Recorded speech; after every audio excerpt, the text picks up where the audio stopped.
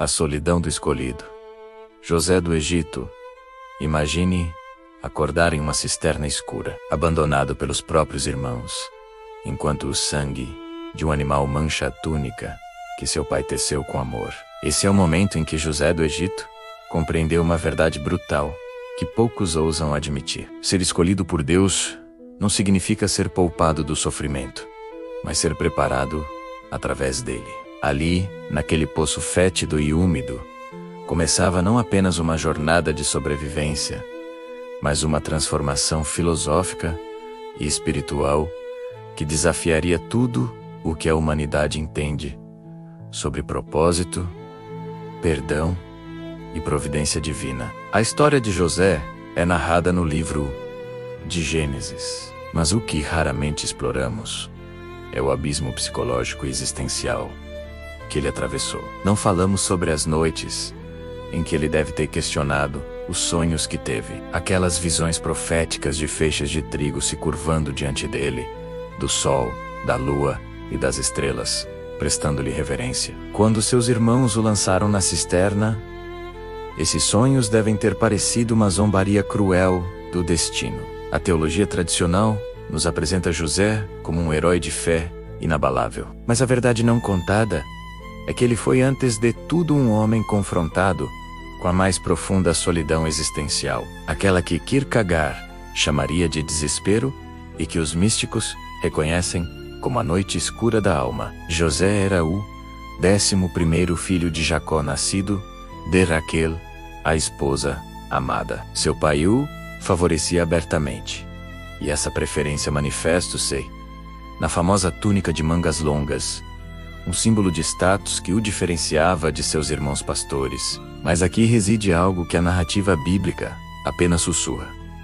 José cresceu em um ambiente emocionalmente tóxico, onde o amor paterno excessivo gerou inveja fraterna assassina. A filosofia existencialista nos ensina que somos, em grande medida, produtos de nossas escolhas. Mas José nos mostra que também somos moldados pelas escolhas alheias, especialmente aquelas motivadas pelo ódio. Quando José contou seus sonhos à família, ele não estava simplesmente compartilhando visões noturnas. Estava inconscientemente expondo a ferida aberta da dinâmica familiar disfuncional. Seus irmãos já o odiavam, e agora tinham justificativa narrativa para transformar esse ódio em ação. A dimensão teológica aqui é fascinante.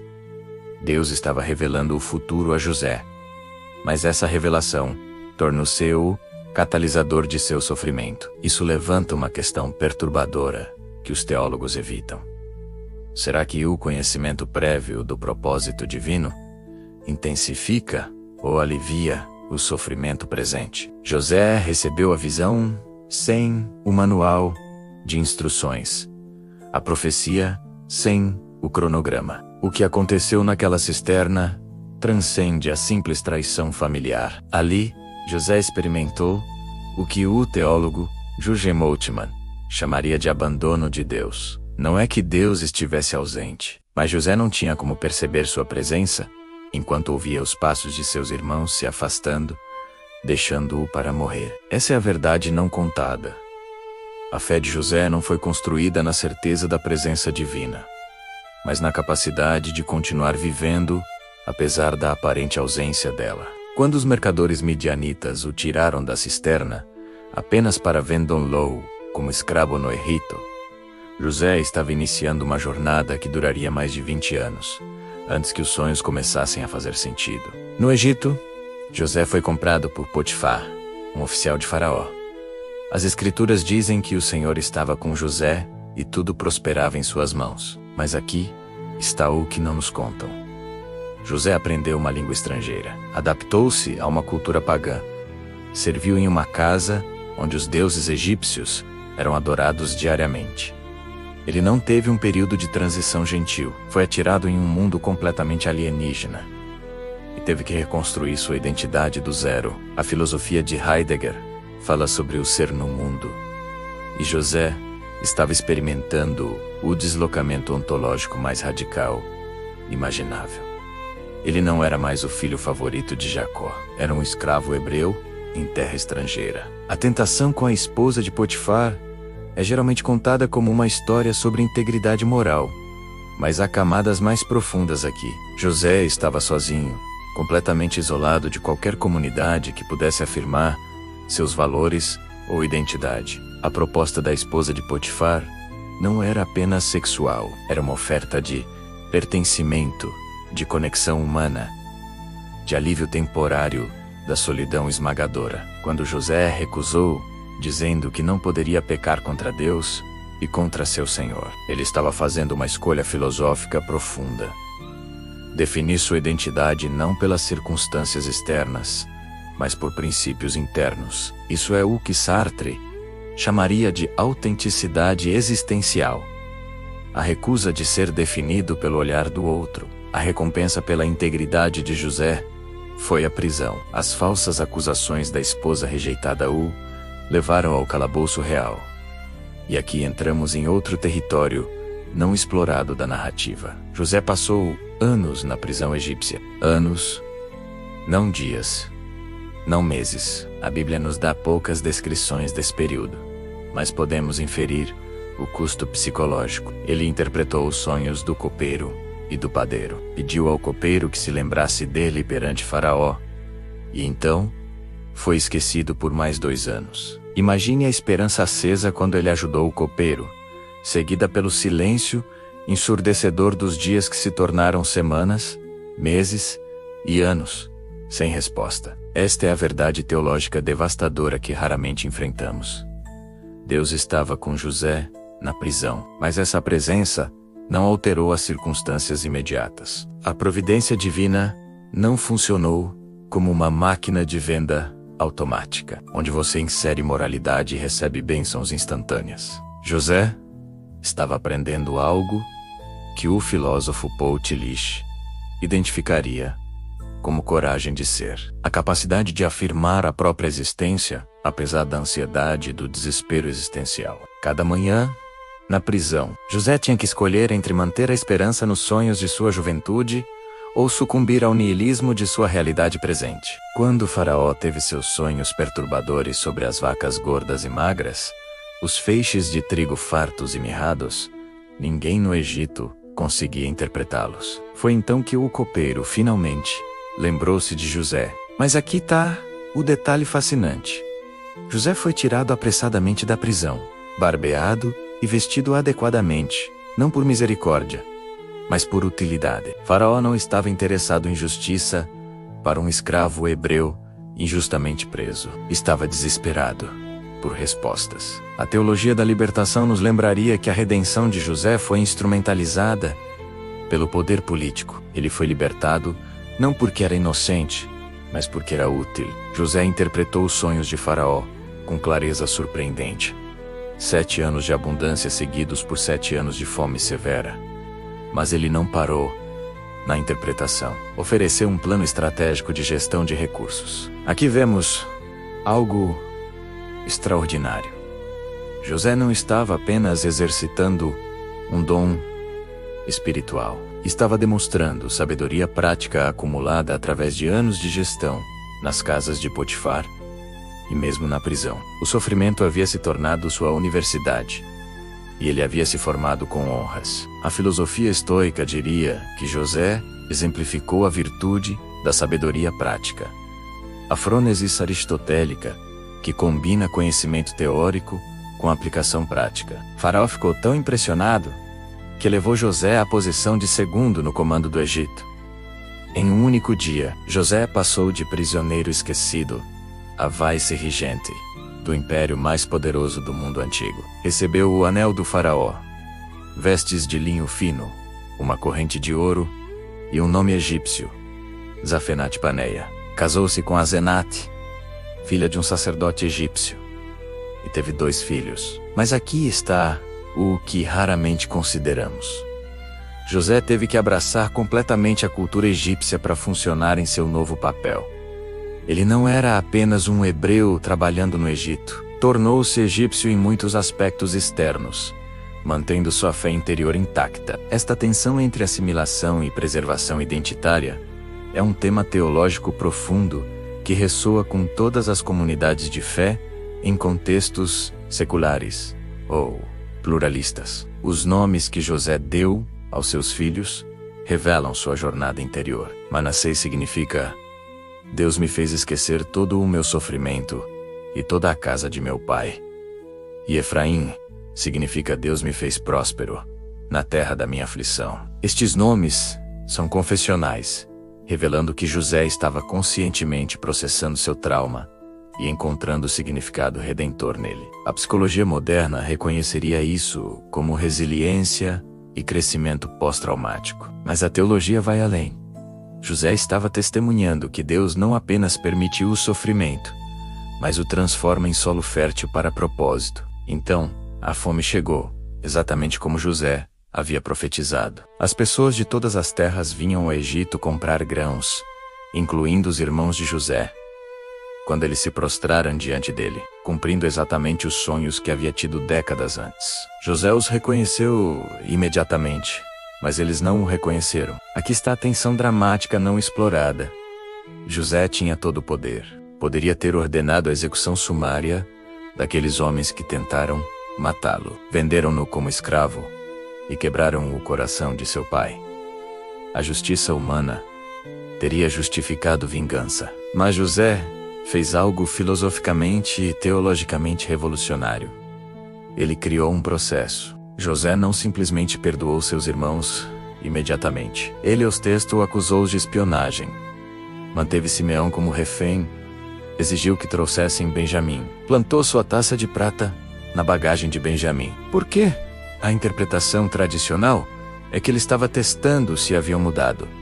Mas há algo mais profundo aqui. José estava criando um espaço onde seus irmãos pudessem experimentar vulnerabilidade e medo, onde pudessem enfrentar as consequências de seus próprios atos, onde pudessem finalmente desenvolver empatia. O filósofo Emmanuel Levinas falaria sobre a ética da alteridade, o reconhecimento do outro como outro. José estava forçando seus irmãos a verem o rosto do outro, a reconhecerem a humanidade daquele que haviam desumanizado. O momento culminante chegou quando Judá, o mesmo que havia sugerido vender José décadas antes, ofereceu-se para ficar como escravo no lugar de Benjamim, para poupar seu pai da dor de perder outro filho de Raquel. Neste momento, José viu a transformação completa. Judá, movido pela compaixão por Jacó, estava disposto a sacrificar-se. A redenção havia acontecido não apenas na vida de José,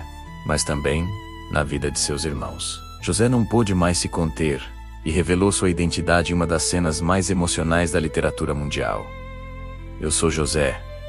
Meu pai ainda vive. O perdão de José é geralmente celebrado, mas raramente examinamos sua complexidade. Quando ele disse aos irmãos: "Vocês planejaram o mal contra mim, mas Deus o planejou para o bem, para realizar o que agora está sendo feito, a salvação de muitas vidas." Ele estava articulando uma teologia da providência que desafia a nossa compreensão de responsabilidade moral e soberania divina. José não estava dizendo que seus irmãos não eram culpados. Estava dizendo que Deus havia tecido até mesmo o mal deles em um plano maior de redenção. Esta é uma verdade teológica que caminha numa linha tênue. Afirma a soberania de Deus sem negar a responsabilidade humana. Reconhece o mal real sem cair no fatalismo. A filosofia de José sobre o sofrimento é radicalmente diferente da maioria das teodiceias. Ele não argumenta que o sofrimento não foi real, ou que foi merecido, ou que foi simplesmente um mistério. Em vez disso, ele testifica que o sofrimento foi real e injusto, mas que Deus o redimiu e transformou em instrumento de salvação para multidões. Esta é uma resposta existencial ao problema do mal, não uma explicação racional completa, mas um testemunho vivido de transformação. Jacó e toda a família desceram ao Egito, onde José os sustentou durante os anos de fome. O livro de Gênesis termina com José já idoso, assegurando a seus irmãos, mesmo após a morte de Jacó, que ele não os prejudicaria. Mas José também fez algo profético. Ele pediu que seus ossos fossem levados de volta a Canaã quando Deus visitasse o povo. José nunca esqueceu que era hebreu, que sua identidade fundamental não estava ligada ao Egito. Apesar de todo seu sucesso lá, ele viveu entre dois mundos, funcionando excelentemente em um, enquanto seu coração permanecia ancorado no outro. Esta é a verdade não contada sobre José.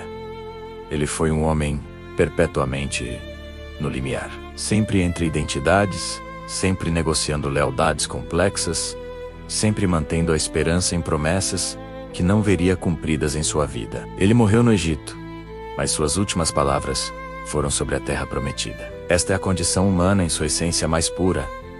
Viver no presente, enquanto se espera por um futuro redentor. Funcionar no mundo caído, enquanto se sonha com restauração. A vida de José nos ensina que o propósito divino não elimina o sofrimento humano. Em vez disso, o transfigura. Nos ensina que a fé não é a ausência de dúvida e desespero, mas a escolha de continuar acreditando através deles. Nos ensina que o perdão não é um sentimento, mas uma prática deliberada e custosa que liberta tanto o ofendido quanto o ofensor. Nos ensina que Deus trabalha em horizontes de tempo que transcendem nossa capacidade de compreensão imediata, e que a fidelidade hoje prepara a revelação de amanhã. José do Egito não foi um super-herói de fé imune ao sofrimento. Foi um homem que desceu ao mais profundo poço de abandono e injustiça. E ali, na escuridão, aprendeu a esperar. Sua história não é sobre sucesso instantâneo, mas sobre perseverança durante décadas de incerteza. Não é sobre evitar provações, mas sobre ser transformado através delas. Não é sobre compreender o plano de Deus, mas sobre confiar nele mesmo quando o plano parece absurdo. Então aqui está meu convite a você. Olhe para as cisternas de sua própria vida, aqueles lugares de abandono e injustiça, onde você foi lançado por circunstâncias ou pessoas. Olhe para as prisões onde você esperou por libertação, que demorou mais do que imaginou possível. Olhe para os sonhos que Deus lhe deu e que parecem zombar de sua realidade presente. E então, pergunte-se: estou disposto a confiar que há um propósito sendo tecido através deste sofrimento? Mesmo que eu não possa vê-lo agora, estou disposto a manter a integridade quando seria mais fácil ceder? Estou disposto a perdoar quando a justiça exigiria vingança? A história de José não é apenas história antiga. É um espelho onde podemos ver nossas próprias jornadas refletidas. É um chamado para viver com esperança profética em tempos desesperadores, para manter a fé quando Deus parece silencioso, para escolher o perdão quando o ódio seria justificável. É um lembrete de que Deus está escrevendo uma história maior do que podemos imaginar, e que nosso capítulo presente, por mais doloroso que seja, não é o final. Que você encontre coragem na história de José para enfrentar sua própria cisterna, para perseverar em sua própria prisão, e para confiar que seus próprios sonhos, por mais impossíveis que pareçam agora, são promessas divinas esperando seu tempo de cumprimento. E quando esse tempo chegar, que você também possa dizer: vocês planejaram o mal, mas Deus o planejou para o bem. Esta é a fé que transforma vítimas em vitoriosos, não através da negação do sofrimento, mas através de sua redenção.